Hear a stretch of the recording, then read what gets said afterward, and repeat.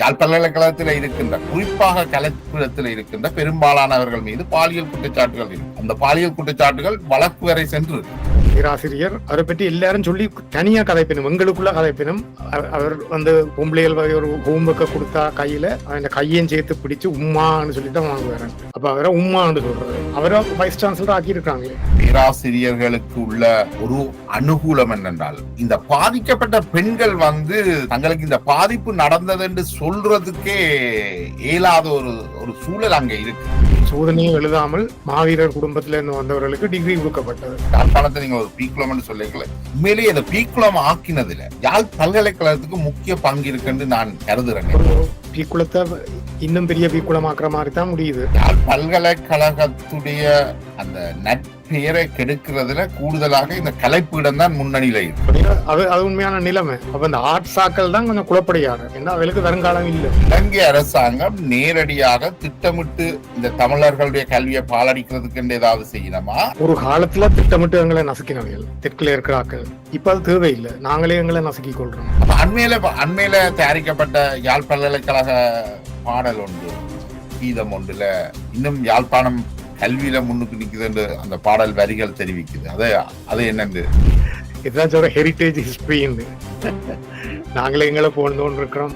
மெய்யோ பொய்யோ நாங்களே எங்களை போனோன்னு இருக்கிறோம். யாழ்ப்பாண பல்கலைக்கழகம் மீண்டும் பழைய நிலைக்கு வர்றதுக்கான வாய்ப்பு இருக்குன்னு உங்களுக்கு ஏதாவது நம்பிக்கை இருக்கு? இந்த நிலைமையில எனக்கு சரியா தெரியல. நாம் முன்னேறும். நீண்ட இடைவெளிக்கு பின் மீண்டும் அறிமுகமாகிய பேராசிரியர் ரட்னஜீவன் ஹூல் அவர்களுடன் கடந்த உரையாடலை மேற்கொண்டிருந்தோம். அந்த உரையாடலின் தொடர்ச்சியாக இன்றும் கல்வி யாழ் பல்கலைக்கழகம் போன்ற அம்சங்கள் தொடர்பாக பேராசிரியரை கலந்துரையாட இருக்கின்றோம். வணக்கம் பேராசிரியர். வணக்கம்.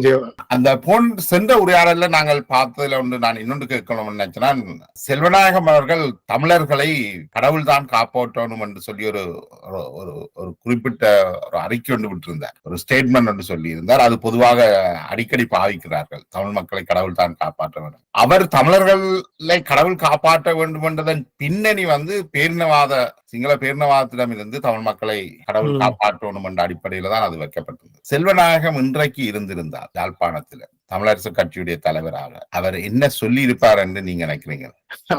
ஐயோட சொல்லியிருப்பார். நான் உங்களுக்கு சொன்னான், இந்த யோகேஸ்வரன் சைவமா இருந்தால்தான் தமிழன், சைவமா இருந்து தமிழ் பேசினால்தான் தமிழன், கிறிஸ்தவர்கள் தமிழ் பேசுகிறவர்கள், முஸ்லிம்கள் தமிழ் பேசுகிறவர்களே ஒழிய தமிழர் இல்லை என்று. அதுக்கு எதிராக இன்னும் ஒரு தரம் எதிராக குரல் கொடுக்க இல்லை. அதன்படி செல்வநாயகம் தமிழன் இல்லை, செல்வநாயகம் தமிழ் பேசுறவர். இப்ப இந்த நிலைமையை நாங்கள் யாழ் பல்கலைக்கழகத்திலையும் எதிரொலிக்குது என்று சொல்லலாமா?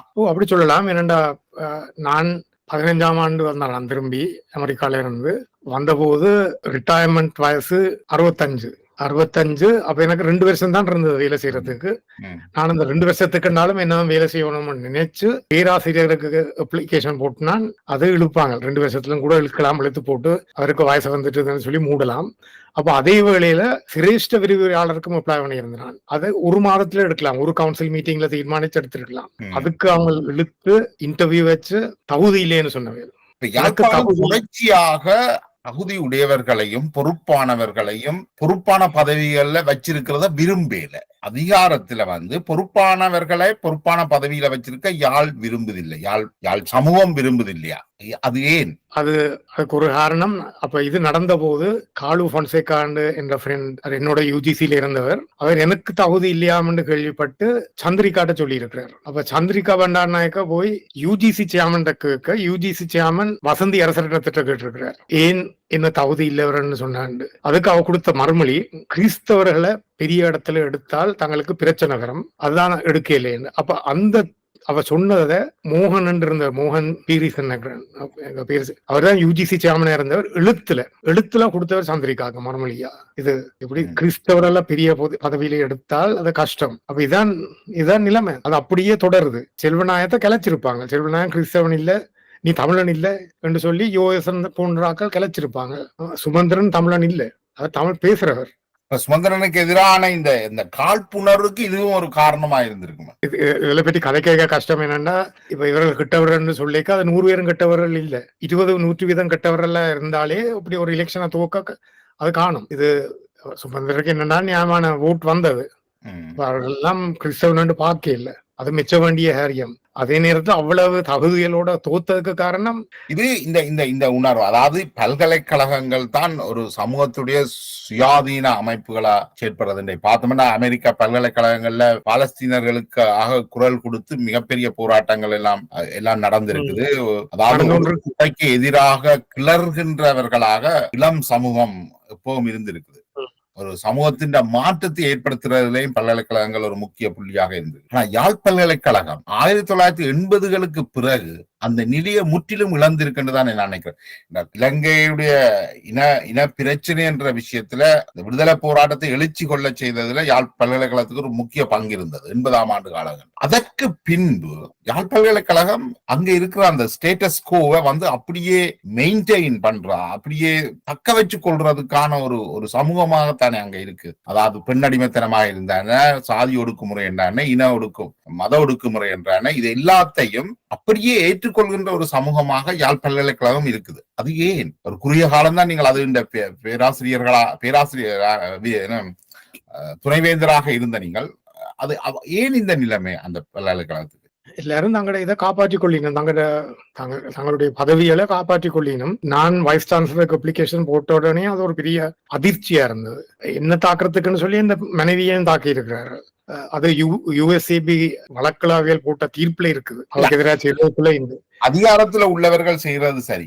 ஏன் மாணவர்கள் கூட ஒடுக்குமுறைக்கு எதிராக குரல் வைக்கல? பெரும்பாலும் பாத்தீங்கன்னா யாழ் பல்கலைக்கழகத்துல நடந்த பெரும்பாலான போராட்டங்கள் வன்முறையை செய்தவர்களை தண்டிக்க கூடாது, அதாவது ரேக்கிங் செய்தவர்களை தண்டிக்க கூடாது என்றுதான் போராட்டங்கள் நடந்திருக்கே ஒழிய அண்மை காலங்கள்ல சாதியத்துக்கு எதிராகவோ, ஒடுக்குமுறைக்கு எதிராகவோ, பெண்முறை ஒடுக்குமுறைக்கு எதிராகவோ அல்லது சிறுபான்மை இனங்களுடைய ஒடுக்குமுறைக்கு எதிராக அவர்கள் ஒரு நாளும் குரல் எழுப்பவில்லை. இது அந்த புலிகள் கலாச்சாரம் அந்த காலத்துல எல்லாம் ஒன்றும் எதிர்க்கக்கூடாது என்ற பழகி எல்லாரும் பழகிட்டினும் மௌனமா இருந்தால் பாதுகாப்பா இருக்கலாம். அப்போ ஒன்றுக்கும் தண்டனை இல்லை. ஒரு பேராசிரியர் அவரை பற்றி எல்லாரும் சொல்லி தனியா கதைப்பினும், எங்களுக்குள்ள கதைப்பினும். அவர் பொம்பளைகள் ஒரு ஹோம்ஒர்க்கை கொடுத்தா கையில அந்த கையையும் சேர்த்து பிடிச்சு உம்மான்னு சொல்லிதான் வாங்குவாரு. அப்ப அவரை உம்மான்னு சொல்றது. அவரை வைஸ் சான்சலர் ஆக்கி இருக்காங்களே கவுன்சில். இதில் ஒன்றுக்கும் ஒரு தண்டனையும் இல்லை. மற்றது இந்த பேரவை, யாழ் பல்கலைக்கழகத்தின் பேரவையில போதைப்பொருள் கடத்திய ராஜன் என்பவர் அங்கஜனுடைய மிக நெருக்கமான உறவினர், சகோதரர் நினைக்கிறேன், ஒன்று விட்ட சகோதரர் நினைக்கிறேன். அவர் எல்லாரும் பேரவையில இருந்திருக்கிறார். ஆனால் உங்களை போன்ற கற்றவர்கள் அந்த பேரவையில இருக்கல. இதெல்லாம் யாழ் பல்கலைக்கழகத்துல மட்டும்தான் சாத்தியமாகக்கூடியதாக இருக்கின்றது. யாழ் பல்கலைக்கழகத்தில் இருக்கின்ற, குறிப்பாக கலைப்பிடத்தில் இருக்கின்ற பெரும்பாலானவர்கள் மீது பாலியல் குற்றச்சாட்டுகள் இருக்கு. அந்த பாலியல் குற்றச்சாட்டுகள் வழக்கு வரை சென்று இருக்கு. பேராசிரியர் கணேசலிங்கம் மற்ற பேராசிரியர்கள் மீது நாங்கள் பல்வேறு பாலியல் குற்றச்சாட்டுகளையும் எழுதி இருக்கிறார். ஆனால் இவர்கள் மீது எந்த நடவடிக்கையும் எடுக்கப்படையில மட்டுமில்லை, அதுல பெரிய இடத்துல உயர்த்தி வச்சிருக்கணும். உதாரணமா எங்களுடைய கிறிஸ்தவ சபை சென்ட் ஜேம்சஸ் சர்ச் நல்லூர்னு சொல்றது, கணேசலிங்கத்தை கூப்பிட்டு சேர்ச்சுக்கு உள்ளுக்கு வச்சு, சேர்ச் சட்டத்தின்படி ஆராதனை மட்டும்தான் உள்ளுக்கு வைக்கலாம். இவரை உள்ளுக்கு வச்சு நீ இதுல பற்றி எல்லாம் பெரிய மனுஷன் மாதிரி பேச விட்டு இருக்குது. ஒரு தண்டனை இல்லை, ஒன்றுக்கும் ஒரு தண்டனையும் இல்லை. அப்படி செய்ததுக்கும் சேர்ச்சில தண்டனை இல்லை. புலியல்ல காலத்தில் எத்தனையோ பேருக்கு டிகிரி கொடுக்கப்பட்டது. உங்களுக்கு தெரியும் தானே? அது சோதனையும் எழுதாமல் மாவீரர் குடும்பத்தில இருந்து வந்தவர்களுக்கு டிகிரி கொடுக்கப்பட்டது. கஜேந்திர செல்வராஜாவுக்கும் கொடுக்கப்பட்டதாக ஒரு குற்றச்சாட்டு இருந்தது பாராளுமன்ற உறுப்பினர்.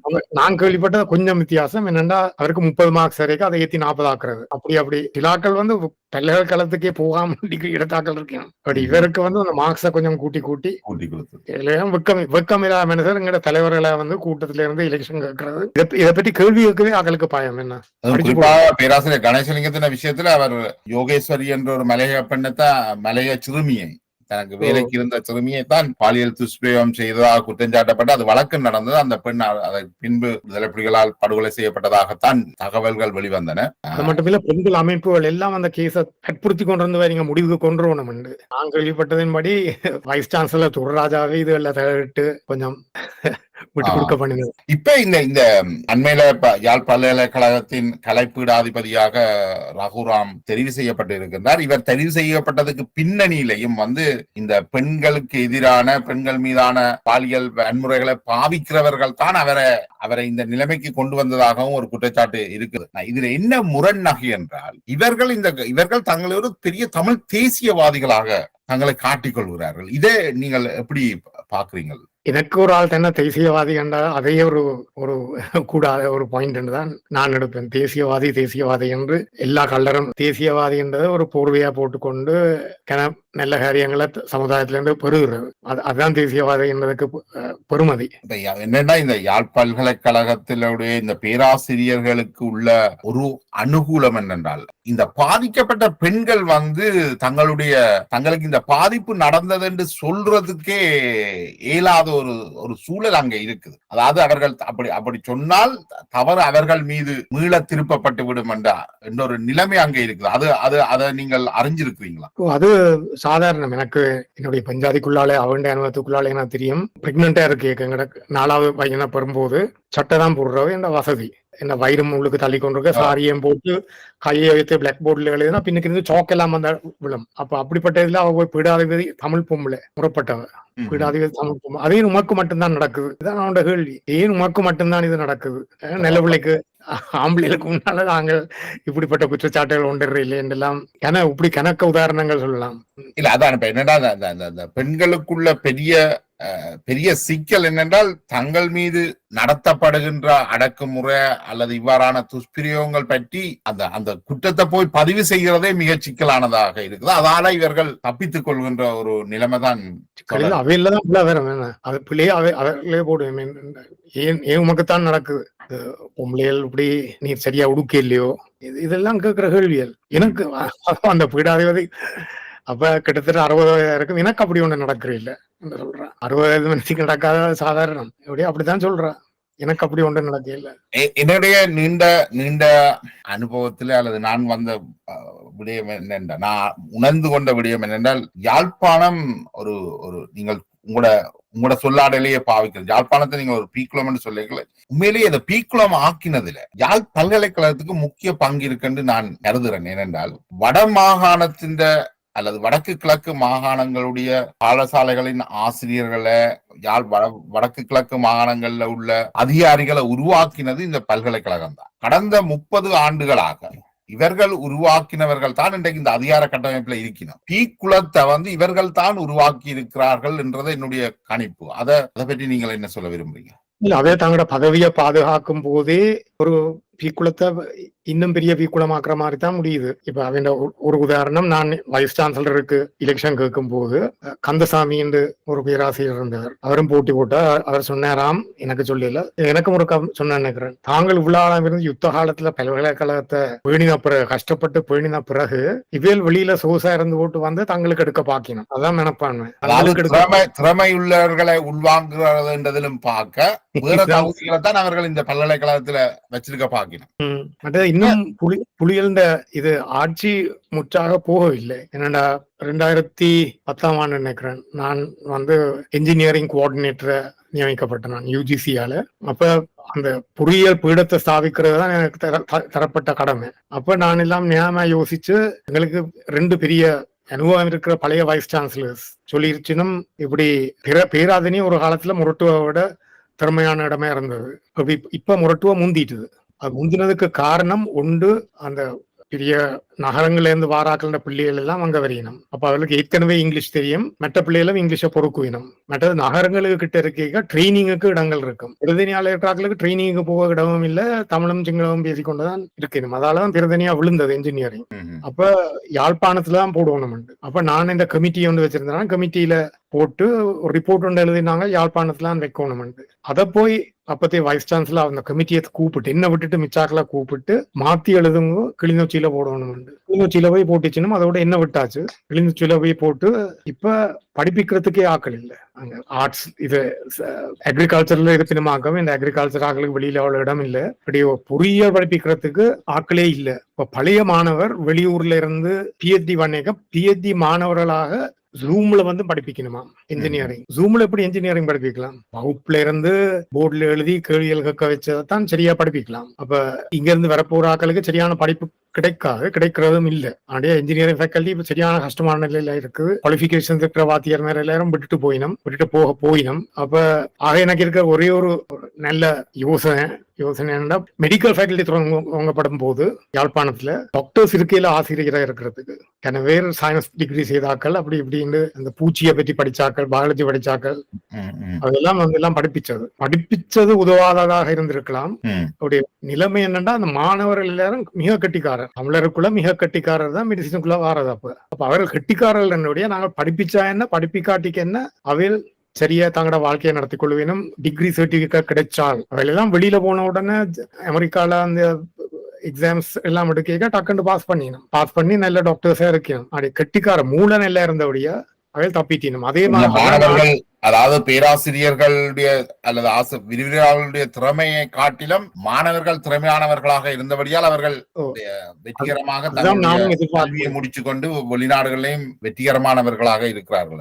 அதான் நான் எதிர்பார்க்கிறேன். யாழ்ப்பாணத்தில் இருக்கிற கிளிநொச்சியில இருக்கிற வெளியில வார பொறியியலாளரும் அவையும் மிக கட்டிக்காரர். தத்தளிச்சு கொள்வேன். நாங்கள் என்ன செய்தால் என்ன, படிப்பிச்சா என்ன.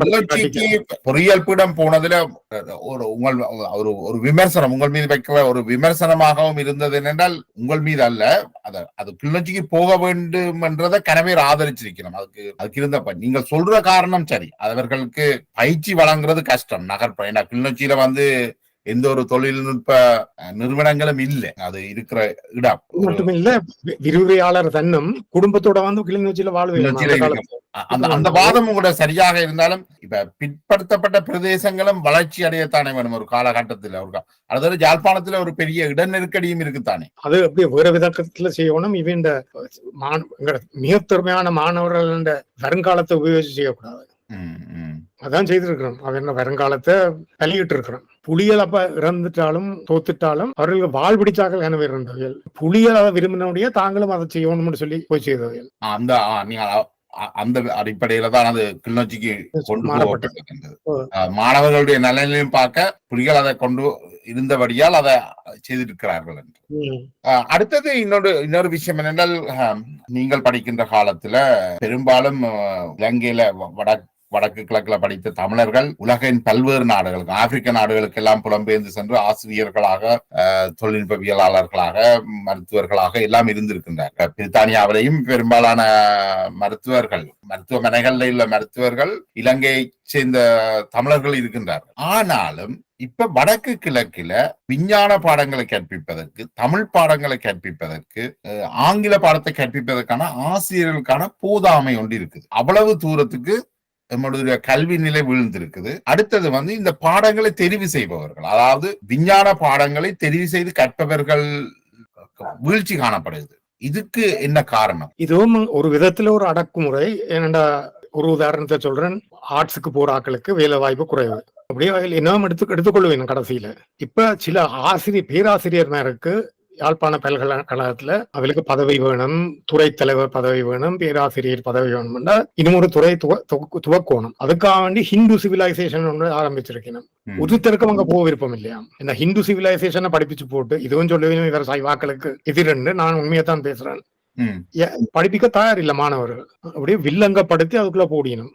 சும்மா விட்டு இருந்தா வேறு என்ன பாடம் செய்து படிப்பிக்கலாம். இது இப்படிதான் மாணவரன் யோசிச்சு அவளுக்கு என்ன வேணும்னு யோசிச்சு நாங்கள் செய்யறதில்ல. எங்களுக்கு துறையால் திறக்க, எங்களுக்கு ப்ரொஃபஸர்ஷிப் கிடைக்க என்ன பாடங்கள் வேணும்னு சொல்லித்தான் தீர்மானங்கள் எடுக்கப்படுகின்றன. இந்த யார் ஹிந்து சிவிலைசேஷனை படிப்பிக்கணும் ஆரம்பிச்சதோ எனக்கு தெரியல. அப்படி அதுக்குள்ள இருக்கிறார்கள் தான். இப்ப ஹிந்து சிவிலைசேஷன்ல கிராஜுவேட்ஸ் வர போயினும் பல்கலைக்கழக வாசலையே சைவ கோயில் மாதிரி ஆக்கி வச்சிருக்கணும்.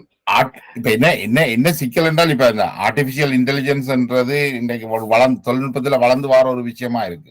இது சம்பந்தமான ஒரு துறையை ஆரம்பிக்கிறதுக்கு பதிலாக இந்து நாகரிக பற்றின ஒரு துறையை ஆரம்பிக்கிறது தவறண்டு இல்லை. ஆனால் எதுக்கு முக்கியத்துவம் கொடுக்கிறார்கள் என்ற ஒரு சிக்கல் ஒன்று இருக்குதான். என்னத்துக்கு தேவை இருக்குன்னு பார்க்கணும். என்ன மாணவரை வில்லங்கப்படுத்தி கொண்டு அதுக்குள்ள போடலாது. இப்ப வில்லங்கப்படுத்தி தான் அதுக்குள்ள ஆக்களை போட்டிருக்கு. யாழ் பல்கலைக்கழகத்துடைய அந்த நட்பெயரை கெடுக்கிறதுல கூடுதலாக இந்த கலைப்பீடம் தான் முன்னணியில இருக்கு. அது ஏன்னு நினைக்கிறீங்க? இப்ப நீண்ட காலம் ஒரு 30 வருஷமாகவே மாறி மாறி கலைப்பீடத்தின் செயற்பாடுகள் தான் பல்கலைக்கழகத்தை ஒரு ஒரு ஒரு ஒரு ஒரு இருட்டான இருட்டாக காட்டுது, அல்லது ஒரு நல்ல வெளிச்சத்துக்கு காட்டுது இல்லை.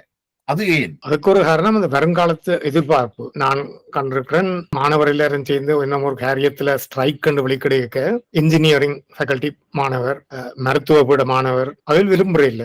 ஏன்னா அவளுக்கு ஸ்ட்ரைக் கண்டா டிகிரி எடுக்கிறது பிந்தினா அவளுக்கு வேலை வாய்ப்பு சம்பளம் எல்லாம் குறையும். ஆர்ட்ஸ் சேராக்களுக்கு இன்றைக்கு இந்த வருஷம் பாஸ் பண்ணினாங்கன்னா வார வருஷம் பாஸ் பண்ணினாங்கன்னா வேலையில்லா திண்டாட்டம். அப்படி அவர்களுக்கு ஒரு கரிசனை இல்லை. பொது நான் கவனமா இருக்கணும்னு சொல்றத எனக்கு பிடிக்காது. அப்படியே அது உண்மையான நிலைமை. அப்ப இந்த ஆர்ட்ஸ் ஆக்கள் தான் கொஞ்சம் குழப்படியாரு. ஏன்னா அவளுக்கு வருங்காலம் இல்லை.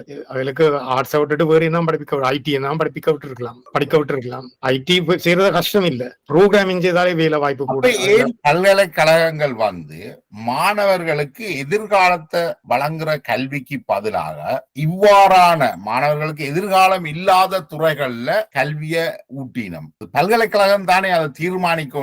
இன்றைக்கு வடக்கு கிழக்கு மாகாணங்களை முன்னேற்றத்துக்கு எவ்வாறான பட்டதாரிகள் தேவை எதிர்காலத்தில் என்றது அது எல்லாருக்கும் தெரியும். இது என்ன தேவை என்று எப்படியாவது தீர்மானங்கள் பேராசிரியர் மேல நன்மையா கருதித்தான் எடுக்கப்படுகின்றன. அது அவைகள் தங்களுக்கு வேலை, தங்களுக்கு ப்ரொஃபசர் அதைத்தான் பார்த்து கொண்டிருக்கிறோம். இப்ப எனக்கு தெரியும், ப்ரொஃபசர் ஆக்கிறதுக்கே சொல்லினும் சம்பளம் காணாதான். ஒரு ப்ரொஃபசருக்கு 3 லட்சத்துக்கு மேல சம்பளம் காணாதான் என்று சொல்லி போட்டு இல்லாத வழக்கமா ப்ரொஃபஸரா வர்றதுக்கு ஒரு மார்க்கிங் ஸ்கீம் இருக்கு. அந்த மார்க்கிங் ஸ்கீமை தொடக்கத்தில் எழுதுன நான் யூஜிசில இருக்கேன். அதன்படி இப்படி செய்தால் இத்தனை பாயிண்ட்ஸ், இப்படி செய்தால் இத்தனை பாயிண்ட்ஸ், மொத்தமாக இவ்வளவு பாயிண்ட்ஸ் வந்தா பேராசிரியர். அப்ப எழுதும் போது நாங்கள் நினைச்சிருந்த இது கட்டாயம் எல்லாக்கள் தான் பேராசிரியர்ல வருவினம் உண்டு. அப்படியே நடைமுறையில எல்லா பல்கலைக்கழகங்களிலும் தான். பட் இருந்தாலும் குறிப்பாக யாழ்ப்பாண பல்கலைக்கழகத்துல இப்ப இருந்ததுண்டா ஒரு கான்ஃபரன்ஸ்ல ஒரு பேப்பர் வாசிச்சா 1 பாயிண்ட், ஒரு பெரிய ஜேர்னல்ல ஒரு பேப்பர் எழுதினால் 5 பாயிண்ட்ஸ் உண்டு.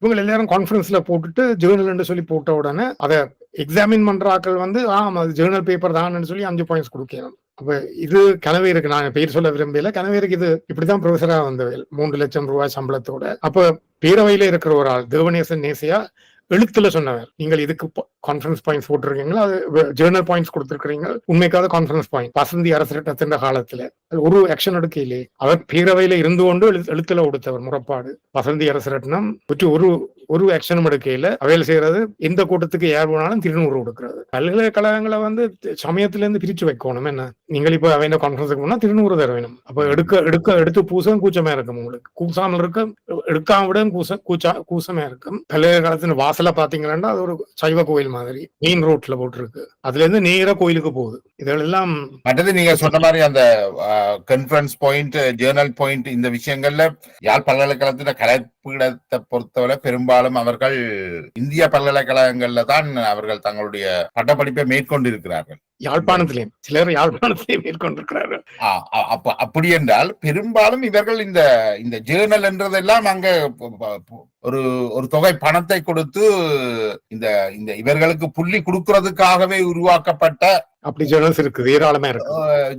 ஜேர்னல்ஸா தானே அது இருக்குது. அடுத்தது இப்ப இன்னமும் நாங்க போட்ட ரூல்ஸ்ல ஒரு ஜேர்னல் எடுக்கிறதுக்கு ஒரு வருஷத்துக்கு 3 தடவை அடிச்சிருக்கோம். 3 இஷ்யூஸ் ஒருவ போடுறா. வால்யூம் 1 நம்பர் 1 முதல் ஜேர்னல்ல முதலாவது பிரதி. அப்ப அது அவருக்கு அந்த ஜேர்னல் வந்தா பிறகு அந்த ஜேர்னல் நின்று போகும். அப்படி இந்த இருக்கு. இது கிட்டத்தட்ட தமிழ் மக்கள் மத்தியில இருந்து வர சிற்றிதழ்கள் மாதிரி கிட்டத்தட்ட அப்படிதான். பிரதனியால் ஒரு வைஸ் சான்சலர் ஜேர்னல் தானே ஆரம்பிச்சு தண்ட பேப்பரை போட்டு பாயிண்ட்ஸ் எடுத்தவர். அப்ப நான் அந்த கவுன்சில் இருக்க எக்ஸாம் இருக்கும் போது கேட்டு, நான் என்ன 5 வருஷம் 3 வருஷத்துக்கு மேல போட்ட பேப்பர் இன்னும் பேஜ் நம்பர் ஒன்னும் தெரியல. அப்ப சொல்லினும் அந்த ஜேர்னல் ஒரு நாளும் வெளிவர இல்லையா, அக்செப்டன்ஸ் ரேட்டா மட்டும் போயிருக்கு. யாழ் பல்கலைக்கழகத்தின் துணைவேந்தராக இருந்த சண்முகலிங்கம் அவர்களுடைய ஜேர்னல் துர்க்கம்மன் கோயில் மலர் என்று சொல்லி அப்படி சொல்லப்பட்டது. படிப்பிச்சு போட்டு பிரச்சனை பட்டு தான் திரும்பி வந்தேன். பின்லாந்து போன்ற நாடுகளை பார்த்தால், அதாவது இந்த நர்சரி பிள்ளைகளுக்கு கல்வி கற்பிக்கின்ற ஆசிரியர்கள் எம்எஸ்சி முடித்திருக்கணும் என்று சொல்றார்கள். எம்எஸ்சி முடித்த ஒருவர் தான் நர்சரி பிள்ளைகளுக்கு கல்வி போதிக்க தகமையானவர். அது என்னென்றால் ஆசிரியருடைய கல்வி தரம் எவ்வளவு உயரத்தில் இருக்கோ அந்த அளவுக்கு மாணவர்களுடைய கல்வித்தரமும் கூடும். இப்ப யாழ்ப்பாண பல்கலைக்கழகத்தினுடைய விரிவுரையாளர்கள் பட்டதாரிகளுடைய கல்வித்தரம் ஒரு பிளாக்ல எடுத்த சர்டிபிகேட்டாக இருக்கின்ற போது அவர்கள்ட்ட கற்கிற மாணவர்களுடைய நிலைமை எப்படி இருக்கும்? பட்டதாரி மாணவர்களுடைய அவர்களுடன் கற்று வெளியேறுகின்ற பட்டதாரி மாணவர்களுடைய நிலைமை என்ன? மோசம். அவர்கள் வாத்தியார்கிட்ட தான் பழகுவினம். இப்ப இன்னொரு உதாரணம் சொல்றேன். ஒவ்வொரு பட்டப்படிப்புக்கும் பிஎஸ்சி பிஏக்கு ஃபைனல் இயர் ப்ரொஜெக்ட் ஒன்று இருக்குது. அது சும்மா ஒரு சின்ன ஒரு ப்ரொஜெக்ட், பெருசா ஒரு வேலையும் செய்ய தேவையில்லை. அப்படியே யாழ்ப்பாண பல்கலைக்கழக அக்ரிகல்ச்சர் ஃபேக்கல்ட்டில இருந்து வர ப்ரொஜெக்ட் எல்லாத்துக்கும் இந்தியாவில ஒரு ஜேர்னல் இருக்கு. 30,000 ரூபாய் கொடுத்தா அந்த ப்ரொஜெக்ட ஜேர்னல் பேப்பர்னு அடிப்பிடும். அதுல முதல் மாணவர் பேர், ரெண்டாவது சூப்பர்வைசர் பேர் இருக்கும். அப்ப எல்லாருக்கும் சூப்பர்வைசருக்கு ஒவ்வொரு ப்ரொஜெக்டுக்கும் 5 பாயிண்ட்ஸ் வர போகுது, வந்து கொண்டு இருக்குது. இப்ப நாங்கள் யாழ் பல்கலைக்கழகத்துடைய 30,000 ரூபாய் மாணவர் தான் கொடுக்கணும், பேராசிரியர் கொடுக்கறதில்ல. யாழ் பல்கலைக்கழகத்தினுடைய பேராசிரியர்கள் விரிவுரையாளர்களுடைய தகமையை நாங்கள் ஆய்வு செய்ய வெளிக்கிட்டால் பலர் அந்த தகுதியில அந்த பதவியில இருக்கிறதுக்கே தகுதி இல்லாதவர்களாகி விடுவார்கள். அப்படிதான் போகும். அடையாள் மாற்ற விட மாட்டோம். 3 லட்சம் சம்பளத்தையும் எடுத்துக்கொண்டு குப்பை வேலை செய்து கொண்டு. இப்ப இலங்கையோட ஒப்பிடுகின்ற போது நாங்கள் தமிழர்கள், தமிழ் தேசியம், தமிழர்களுடைய வாழ்நிலையை முன்னேற்ற வேண்டும் என்று சொல்லிக்கொண்டு இதை முன்னெடுக்கிறவர்கள் இதுக்கு பின்னால் ஒளிந்து இருக்கிறார்கள். இந்த குற்றங்களுக்கு பின்னுக்கு இருப்பவர்கள் தமிழ் தேசியத்தை தான் முன்வைக்கணும். இப்ப இலங்கையுடைய ஒட்டுமொத்த இலங்கையுடைய கல்வி நிலைக்கும் இலங்கையில இருக்கின்ற தமிழர்களுடைய கல்வி நிலைக்கும் உள்ள ஏற்றத்தாழ்வு அப்படி இருக்கு. பெரிய வித்தியாசம். எங்க யாழ்ப்பாணத்துல இருக்க குறைகள் கணக்க அங்க பிரதனியா முரட்டுகள் எல்லாம் இருக்கு. நான் நேர கண்டிருக்கிறேன். அப்படி இவ்வளவு மோசமா இல்ல. இங்க வெக்கப்படாம செய்யறாங்க. அங்க கொஞ்சம் ஒளிச்சு கிழிச்சு ஆக்களை போட்டு, இப்ப பழைய ஒரு மாணவர் வெளியில பேராசிரியர் அவரை கொண்டு வந்து எக்ஸாமினரா போடுறது, அப்ப அவர் பாஸ் பண்ணி விடுவார். இங்கே அப்படி அவ்வளவு மோசமா இல்ல, அப்படின்னு இல்ல, மோசமா தான் இருக்குது. இப்ப இங்க வந்து இந்த செயல்கள் எல்லாம் ஒரு ஏற்றுக்கொள்ளப்பட்ட ஒரு விஷயமா வந்துட்டு யாழ்ப்பாணத்துல. அப்படியா? ஏற்றுக்கொள்ளப்பட்ட இதை பற்றி கதைக்கிறதும் இல்லை, கதைக்க விரும்புவதும் இல்லை. புலம்பெயர்ந்த வடக்கு கிழக்குல இருந்து புலம்பெயர்ந்த தமிழர்கள் வந்து தாங்கள் வெளியேறி வாழ்கின்ற நாடுகள்ல மிக வெற்றிகரமானவர்களாக இருக்கிறார். ஒப்பீட்டளவில் அவர்கள் வாழ்கின்ற சமூகத்தை காட்டிலும் சராசரிக்கு மேல் வாழ்கிறார்கள் என்று சொல்லலாம். அது பிரித்தானியாவா இருக்கலாம், அமெரிக்காவா இருக்கலாம், கனடாவா இருக்கலாம். எங்க போனாலும் அவர்கள் ஒரு படி மேலதான் இருக்கிறார்கள் சராசரி. ஆனால் அதே தமிழர்கள் இலங்கையில அப்படி இல்லை. அது என்னண்டா, இங்க வந்து எங்களுக்கு மேல இருக்கிற ஆக்கள் நசுக்கி போடுவார்கள் என்று சொல்லி ஆக்கள் எத்த நிக்கிறீங்களே ஒன்றும். வெளியில போன உடனே அதுல தெரியும், இப்படி செய்தா இது கிடைக்கும், இப்படி செய்தா இது கிடைக்கும். அவன் எத்தனம் வந்து பல மடங்கு பெருகுது. இலங்கையில இருக்கிறதான் சம்பளம் பெறும், வேலை கிடைச்சா இன்ஃபுளுன்ஸை பாவிச்சு விரிவுரையாளரை வந்துட்டுண்டா அப்புறம் அங்காலே எல்லாம் கிடைக்கும், அப்படி ஒன்றும் செய்ய தேவையில்லைன்ற மாதிரி வந்துட்டுது. பிரிடேட்டரி ஜேர்னல்ஸ் இருக்கு, அது 1% உதவாத ஜேர்னல்ஸ். அதுல பேப்பரை எடுத்து 5 பாயிண்ட்ஸ் எடுத்து ஒரு மேனேஜ்மெண்ட் ஃபேக்கல்ட்டியில ஒருத்தர் இருக்கிறார். அங்க பகுடிவாடியா தான் சொல்லுவாங்க, இது சீனா காக்கிற காரியங்கள் வெளியில அழைக்கிற இல்ல, அவருக்கு கின்னஸ் புக் ரிவார்ட் கிடைக்கும். அவ்வளவுக்கு பேப்பர் பப்ளிஷ் பண்ணிருக்கிறார், எல்லாம் காசு கட்டி. மேனேஜ்மெண்ட் ஃபேக்கல்ட்டியில ஒரு வருஷத்துக்கு இன்னும் 25 பேப்பர் அடிச்சிடணும் தெரியும். நான் காணையில அப்படி. அதான் எத்தனம் இல்லாமல் நீங்க முன்னு வரலாம். வெளியில போனோம்னா எத்தனை தேவை வர்றதுக்கு, அதான் வித்தியாசம். இப்ப வந்து இலங்கையில வந்து இலங்கை அரசு என்றது வந்து ஒரு பேரினவாத அரசு, ஒடுக்குமுறையை செய்கின்ற அரசு. அதுல எந்த மாற்று கருத்தும் கிடையாது. இந்த கல்வி நிலையில இருக்கின்ற ஏற்றத்தாழ்வுக்கு, அதாவது வடகிழக்கு மாகாணங்கள் கல்வியில பின்தங்கி இருக்கிறதுக்கு இலங்கை அரசாங்கம் நேரடியாக திட்டமிட்டு இந்த தமிழர்களுடைய கல்வியை பாலடிக்கிறதுக்கு ஏதாவது செய்யணுமா, அல்லது வடக்கு கிழக்குல இருக்கின்ற இந்த கல்வியில அதிகார நிலையில் இருக்கிறவர்கள் சரியான முறையில செயற்படையிலையா? ஒரு காலத்துல திட்டமிட்டு எங்களை நசுக்கினவர்கள் தெற்குல இருக்கிறாக்கள். இப்ப அது தேவையில்லை, நாங்களே எங்களை நசுக்கி கொள்றோம். அதான் என்னுடைய கருத்து. நாங்கள் செய்யற எல்லா பிள்ளைகளையும் வச்சுக்கொண்டு நாங்களே எங்களை நசிச்சு கொண்டு வரணும். இப்ப சிங்களாக்களை கொஞ்சம் கொஞ்சமா கொண்டு வந்துட்டாங்க யாழ்ப்பாணத்துக்குள்ள. அதுல ஒரு சிங்களாக்களை யாழ்ப்பாணத்துக்குள்ள கொண்டு வந்தேன்டா, யாழ்ப்பாண மாணவர்கள் வந்து அந்த கூட்டாவை மீட் பண்ணல. அதாவது மருத்துவத்துறைக்கு இவ்வளவு, பொறியியல் துறைக்கு இத்தனை மாணவர்கள் தெரிவு செய்யப்பட வேண்டும் என்றால் அந்த எண்ணிக்கையை யாழ்ப்பாண மாணவர்கள் அடையல. சரி, அதான் காரணம். அரசாங்கத்துடைய தவறல்ல தானே. நான் அப்படி சொல்லல. இப்ப அது சிங்களாக்கள் வாரது யாழ்ப்பாணத்துக்கு ஒரு பெனிஃபிட்னு தான் சொல்றோம். ஏன்னா கொஞ்சம் இங்கிலீஷ் கதைக்கணும், இங்கிலீஷை கதைக்க இயலாது. இங்கிலீஷ் கதைக்காமல் என்னத்தை செய்யலாம் யூனிவர்சிட்டியில, ஒரு நோட்ஸ் எழுத இயலாது. இப்ப நல்ல மாணவர்கள் வர்றார்கள். எங்களுடைய ஆக்களுக்கு அந்த புள்ளி வராட்டிக்கு சிங்களாக்களை கொண்டுரும் போது அவர்கள் அந்த தேவையான புள்ளியோட வருகிறார்கள். அப்ப எங்களோட வகுப்புல கட்டிக்காரரும் இருக்கிறேன் சிங்களாக்களாக. அப்படியே இப்ப வந்து அரசாங்கம் செய்யறது ஓரளவுக்கு நல்லதுதான் நான் நினைக்கிறேன். எனக்கு தமிழன்ற விதத்துல யாழ்ப்பாண பல்கலைக்கழகம் சிங்களமயமாக்குறது விருப்பம் இல்லை. அப்படியே அவர்கள் இல்லாட்டிக்கு இன்னும் மோசமா போகும். சிங்களாக்கள் தான் ஓரளவுக்கு இன்னும் வைஸ் சான்சலர் அவர் ஒண்ணு கேட்கல, ஒரு கட்டத்துல அவைகள் கேட்பினும் சிங்களாக்கள் வந்து யாழ்ப்பாணத்துக்கு வந்து படிச்சு பிரிவுரையாளராகி வைஸ் சான்சலர் லெவலுக்கு வந்தால் ஒரு கஷ்டம் உண்டு தரும்.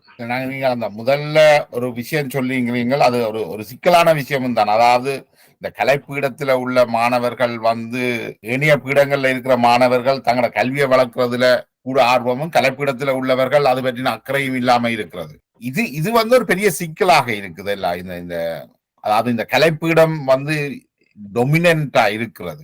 யாழ்ப்பாணத்துல இருக்கின்ற 80% மாணவர்கள் வந்து கலைப்பீடத்துக்கு தான் போகிறார். அப்ப அவர்கள் வந்து ஒரு எதிர்காலம் இல்லாத கல்வி தான் இந்த மாணவர்களுக்கு ஊட்டப்படுகிறது.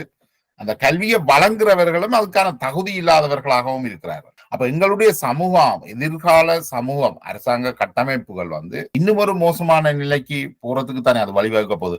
ஆசிரியர்களோ, அதிபர்களோ, அரசாங்க அதிகாரிகளோ இந்த 80% குரூப்ல இருந்து தானே வரப்போயிடும். சரி, அதான் நடக்க போகுது. அப்படி இன்னும் SLAS அந்த எக்ஸாம் நடக்குது. அந்த SLAS எக்ஸாம்ல இதில் பெருசா வர மாட்டணும்.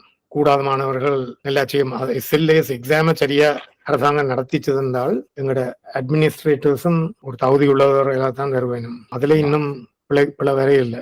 எப்படியோ அண்மை காலத்துல தமிழருக்கு ஆக்கள் வரையினும் இல்லை என்று சொல்லி ஸ்பெஷல் கோட்டா கொடுத்து கொண்டு வர்றாங்க. SLASல 100 இடங்கள் தமிழருக்குன்ற உடனே தரமில்லாத ஆக்களும் வந்து சேரலாம். அங்க ஒரு இன்னொரு விதமான தரப்படுத்தல் தமிழர்களுக்காக உருவாக்கப்படுது. என்ன தமிழர்கள் வந்து அந்த அந்த அந்த தகுதியை எட்டினம் இல்லை தாங்களாகவே.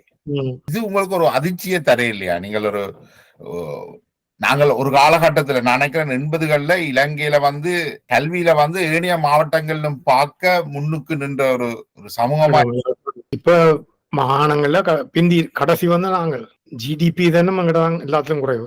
கல்வியில நாங்கள் நல்லாக செய்யலைன்னா பொருளாதாரத்திலையும் நாங்கள் செய்யறது ரொம்ப கஷ்டமா தானே இருக்கு. அப்ப அண்மையில தயாரிக்கப்பட்ட யாழ் பல்கலைக்கழக பாடல் ஒன்று, கீதம் ஒன்றுல இன்னும் யாழ்ப்பாணம் கல்வியில முன்னுக்கு நிக்குது அந்த பாடல் வரிகள் தெரிவிக்குது. அது என்னன்னு இதுதான் சொல்ற ஹெரிட்டேஜ் ஹிஸ்டரி. நாங்களே எங்களை போழ்ந்தோன்னு இருக்கிறோம், மெய்யோ பொய்யோ நாங்கள் எங்களை போழ்ந்தோன்னு இருக்கிறோம். எங்களோட சரித்திரம் முழுக்க அப்படித்தான் எழுதப்படுது. கல்தோண்டா முந்தோண்டா காலத்தில். யாழ்ப்பாண பல்கலைக்கழகம் மீண்டும் பழைய நிலைக்கு வர்றதுக்கான வாய்ப்பு இருக்குன்னு உங்களுக்கு ஏதாவது நம்பிக்கை இருக்கா? அதிகார பரவலாக்க அவசரம்.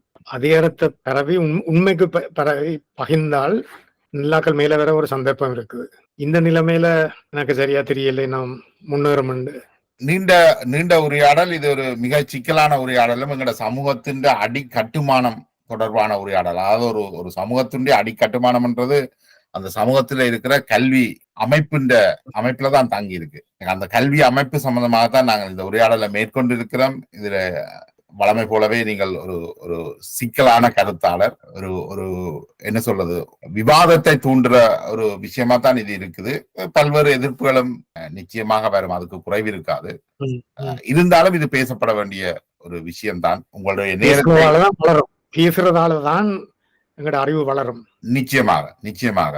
அதோட நான் இதுல இன்னொரு கருத்தையும் அதுல வச்சுக்கொள்ளலாம். இந்த கருத்து விவாதம் சம்பந்தமாக சுவாஸ்திகா அவர்களை வந்து ஒரு பேச்சுக்கு அழைத்திருந்தார்கள். அதற்கு பிறகு இந்த பல்கலைக்கழக மாணவர்களே போராடி அவரை அதுல அந்த பேச்சுல கலந்து கொள்ள முடியல. நீங்களும் பல்வேறு பல்கலைக்கழகங்கள்ல பணியாற்றி இருக்கிறீங்க, மாணவர்கள் உரிமைகளுக்காக போராடுகிறார். அந்த சம்பவத்தை நீங்கள் எப்படி பாக்குறீங்க? தூக்கத்தோட தான் பாக்குறேன். இது இன்னும் இந்த புலியல் அடக்குமுறைகளை நாங்கள் பழகி நாங்களும் அதில் உபயோகிக்கிறோம். புலியல்ன்ற காலத்துல இருந்து கணக்கு ஒரு நிழல் மாதிரி, கரு நிழல் மாதிரி எங்களுக்கு மேல அது போகணும். அதுக்கு அரசியல் பரவலாக்கல் சரியான அவசரம். எங்களுக்கு அதிகாரங்கள் வேணும், போலீஸ் அதிகாரம் வேணும், காணி அதிகாரம் வேணும். இதுகள் இருந்தா தான் நாங்கள் எங்களுடைய இடத்தை வளப்படுத்தலாம். இந்த அதிகாரங்கள் இல்லாமல் வளப்படுத்த முடியாது. எல்லாம் சிங்களாக்களுக்கு கீழே வச்சுக்கொண்டு எங்கட கருத்துக்களை முன்வைக்க முடியாது. ஆனால் இந்த இருக்கின்ற அதிகாரங்களை நீங்கள் வளம்படுத்துறதுக்கு பாவிக்கலையே. இதுதான் தமிழ் சமூகம் வந்து இருக்கின்ற அதிகாரங்களை வளம்படுத்த பாதிக்கலையே. இப்ப போலீஸ் அதிகாரமும் காணி அதிகாரமும் தந்தால் கிறிஸ்தவர்களுக்கும் முஸ்லீம்களுக்கும் காணி தர மாட்டோம். போலீஸ் அதிகாரத்தை பாவித்து கிறிஸ்தவர்களையும் முஸ்லீம்களையும் அடிச்சு சிறைக்குள்ள வெப்பம் என்றால் அதைத்தான் அரும் சித்தார்த்தன் சொல்றார். உங்களுக்கு அதிகாரத்தை தந்தால், இந்த அதிகாரங்களை தந்தால், அதை நீங்கள் ஒடுக்கப்பட்ட சாதிகளுக்கு எதிராக, ஒடுக்கப்பட்ட மக்களுக்கு எதிராக, ஒடுக்கப்பட்ட சமூகங்களுக்கு எதிராக மட்டும்தான் நீங்க பாவிப்பீங்களே. அதுல உண்மை இருக்குது, அந்த அபாயமும் இருக்குது. அதே வேளையில நாங்கள் எங்கட பேசுறது, எதிர்க்கிறது, எழுதுறது, அதில் அந்த உரிமையெல்லாம் கொஞ்சம் விரிச்சு கொண்டு வந்தால் காலப்போக்குல அது முன்னேறும்.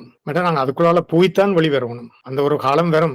தமிழ் மக்கள் மத்தியில கூட நாங்கள் தமிழ் கிறிஸ்தவர்களுக்கு, தமிழ் இஸ்லாமியர்களுக்கு கோட்டா வழங்க வேண்டிய ஒரு சூழல் உருவாகும் நினைக்கிறீங்க? அதுக்கு நாங்க வேலை செய்யணும். அல்லது எங்களுக்கு வழி இல்லை. ஒரு நாளும் விமோசனம் வராது. சைவ வேளாள ஆண் ஆதிக்கத்திட்ட தான் இன்றைக்கு இந்த அதிகாரம் தொடர்ந்தும் இருக்குதுன்றதை நீங்கள் நம்புறீங்க? அப்படிதான். இப்ப சம்பந்தன் இருக்கும் அளவும் ஒரு அளவுக்கு பாதுகாப்பு. அவரும் போயிடுவார் கெதிய. அவர் போக யார் வேற இனமோ எனக்கு தெரியல. போய் சுமந்திரனுக்கு வாரத்துக்கான இந்த வாய்ப்பும் இப்ப உள்ள சூழல்ல இல்ல. இல்ல அதுக்கான ஒரே வாய்ப்பு இருக்கிற ஸ்ரீதரன் தான். ஸ்ரீதரன் அவருடைய தலைமையில தமிழரசு கட்சி வருமாக இருந்தால் ஏனைய சமூகங்களுடைய எதிர்காலம் சிக்கலாக இருக்கும்னு நினைக்கிறீங்களா? அவர் போய் அந்த மாயனங்கள் புலிகள் மாயனத்துல கும்பிடுறதோ என்ன செய்யறதோ அதெல்லாம் நல்லது இல்ல. நான் அவரோட பேசிக்கொண்டுதான் இருக்கிறேன். அவையில மாத்தலாம் இல்ல. புலிகளுடனான எங்களுடைய முரண்பாடுகளுக்கு அப்பால் புலிகளுடைய தலைமை செய்த போர்க்குற்ற நடவடிக்கைகள் அல்லது என்ன கருத்தியலுக்கு எதிரான விஷயங்கள், ஏனையவர்களுடைய கருத்துக்களை ஏற்றுக்கொள்ளாத விஷயங்கள், அதுக்கு அப்பால அதுல போராடி இறந்தவர்கள் சாதாரண போராளிகள். அவர்களுக்கு அவர் விளக்கு கொடுத்துறதுல என்ன சிக்கல் இருக்குன்னு நினைக்கிறீங்களா? அது அவர்களை அந்த இறந்தவர்களுக்கான ஒரு அஞ்சலியை செய்யறதுல என்ன தவறு இருக்கிறது? பார்த்தால் ஒரு தவறும் இல்ல. அப்படி அதுல இருந்து ஒரு வெளியில வார கொள்கை ரீதியாக வெளியில வாரது என்னன்னா வாரண போற்ற மாதிரி தான் தொடர்ந்தும் அந்த அந்த அந்த பழைய கொள்கைகளையே புலிசத்தையே அமுல்படுத்த வலிக்கிறீங்க நினைக்கிறீங்களா? அப்படி காணப்படும் எங்களோட வாலிபர்களால.